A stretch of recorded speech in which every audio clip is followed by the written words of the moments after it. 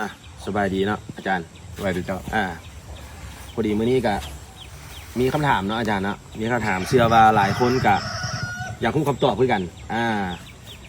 หลักๆเลยก็คือเนาะ1อาจารย์มาแบบบ่ได้นัดหมาย2ปลายทางของเขาก็คือมาลองแจ้งแสดงว่าเขามายังมาลองแจ้งนี่แล้ววันนี้การที่มาเนี่ยคิดว่ามาเงียบแล้วแต่หลายคนก็อาจจะอยากรู้คำตอบว่าอาจารย์ต้องมีอีหยังแน่เอฟซีแน่ภาพรุ่นแน่นั่นแหละเนาะตอนนี้อยู่หน้าด้าน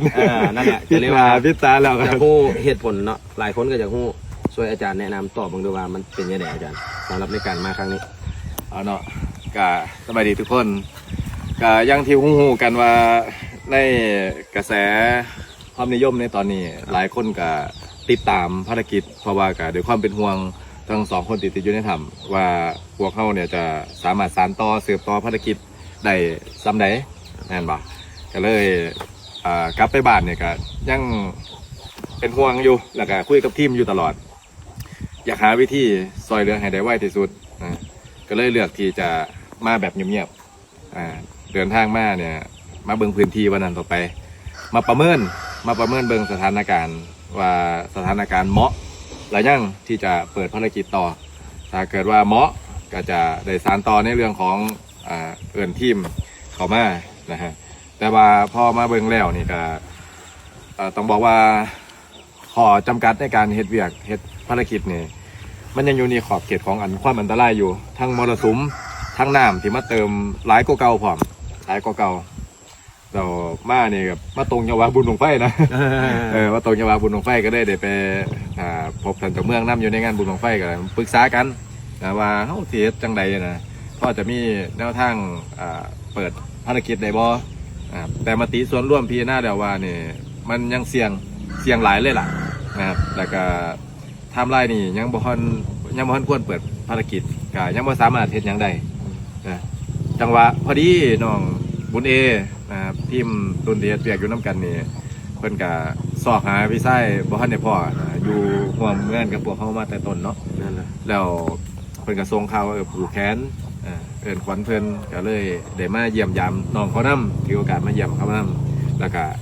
นอกจากนั้นแล้วก็ได้ไปประเมินหน้างานแล้วต้องบอกว่ามันเสี่ยงอีหลีมันเสี่ยงยังบ่เหมาะกับการเฮ็ดภารกิจในตอนนี้นะครับก็เหตุผลที่มาเงียบก็บ่แม่นว่าตามที่หลายๆเพจหลายๆข่าวไปโจมตีภาครัฐทางการหรือแผนภารกิจลับอีหยังบ่แม่นนะครับแค่เขาบ่อยากให้เป็นข่าวเพราะว่าทุกคนเนี่ยมีความคาดหวังทุกคนมีความคาดหวังว่าพวกเขาจะต้องเฮ็ดภารกิจให้จบแต่เขาแค่มองเรื่องของขีดจำกัดบางอย่างความเป็นหัวหน้าทีมเนี่ยก็แบกรับความหวังแบกรับความกดดันแบกรับอีกอย่างหลายตัวหลายอย่างเขาก็เลยว่าอยากเฮ็ดอย่างที่มันแบบให้มันสำเร็จผลแล้วก็เฮ็ดแบบเงียบๆถ้าได้เฮ็ดนะหมายถึงถ้าได้เฮ็ดมันก็น่าจะเป็นภาพลักษณ์ที่ดีกว่านะครับโดยทั้งนี้ทั้งนั้นเนี่ยเขาก็ยึดหลักความปลอดภัยเป็นหลักประมาณนี้ส่วนใหญ่ก็เป็นห่วงเรื่องสื่อโซเชียลเนาะบางทีเพื่อนเอาไปตีแพร่วงกว้างในวงกว้างนั้นมันอาจจะมี 70-80% ในทางที่บดีก็มีนะครับเป็นห่วงเรื่องนั้นก็เลยอยากให้ทุกคนได้ยินจากปากอาจารย์หรือว่าเสพข่าวที่แท้จริงที่มาที่แท้จริงเนาะเพราะบางสิ่งบางอย่างก็บ่ได้เป็นไปตาม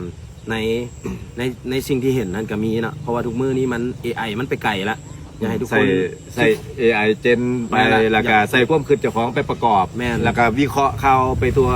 อยากให้ทุกคนเสพข่าวอย่างมีสติเนาะแต่ว่าทั้งนี้ทั้งนั้นกะอินเตอร์กะได้หากับมาฮู้อาจารย์มาตอน 7 โมงตอนแรงเนาะก็เลยตอนหาอาจารย์แล้วก็ได้นัดกันมานี่ก็คือมามัดแขนมีมามัดแขนเนี่ยมาตรงกับบุญบังไฟเนี่ยเนาะก็เลยตามอาจารย์มานำเลยต่างพาอาจารย์มากะมาถามว่ามาประเมินหน้างานบอกะมีอยู่ส่วนหนึ่งเนาะแต่ก็ยังบ่ได้ลงมือปฏิบัติตามบางข่าวที่เขาลงซื้อไปเนาะก็สิประมาณนั้นเนาะตามที่อาจารย์เล่ามาเลยเนาะครับแล้วก็อย่าว่ายิงเด้อ FC ทั้งหลายครับพยายามที่แบบว่ามาภารกิจเนี่ยคืออยากเงียบๆได้นึงนะครับแต่ว่ากับภาพมันก็ลุดออกไปว่ามาอยู่หันอยู่นี่แน่นะครับแต่กับบ่เป็นหยังนะครับแค่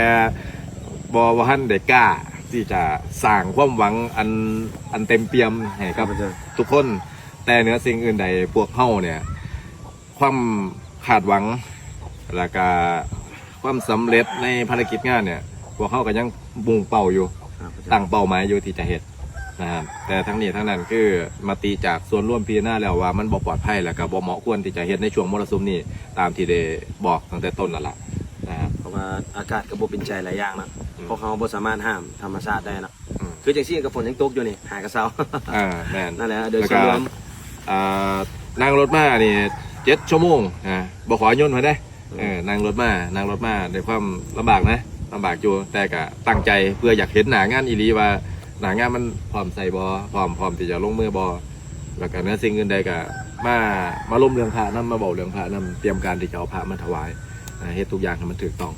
โดยครับ อืม ก็สิประมาณนั่นแหละอาจารย์หลาย เออ เชื่อว่าหลายคนได้ยินอาจารย์ว่าแล้วก็คือสิเข้าใจเนาะอาจารย์ก็ แม่นก็อย่าผิดหวัง เพราะว่าคนที่ผิดหวังอีหลีแล้วคือพวกเฮาที่ในการเฮ็ดภารกิจอยากจะให้มันสักเสร็จเนาะให้มันเรียบร้อยที่สุดแล้วก็สำเร็จผลที่สุด แต่มันกลับไปต่อบ่ได้เรื่องของสภาพการนั่นล่ะพวกเฮาก็มีความในใจหลายคือกันนะครับ เป็นห่วงเมื่อคืนก็ได้ไปคุยกับพ่อกับแม่ของครอบครัวของมันอีกผู้หนึงนำก็ได้บอกเรื่องเหตุและผลบ่ได้ปะบ่ได้ทิ่มแม่นว่ามีจังหวะเวลาเฮากับฝ่าวมาซองเบิ่งคันแม่นว่าอีกจักหามื้อ7 มื้อคันแม่นฝนมันนิ่งอีกเป็นได้เฮาก็สิเข้ามาซองมันอีก จนกว่าจะสามารถดำเนินการได้โดยความยินยอมจากพื้นที่นำนะครับ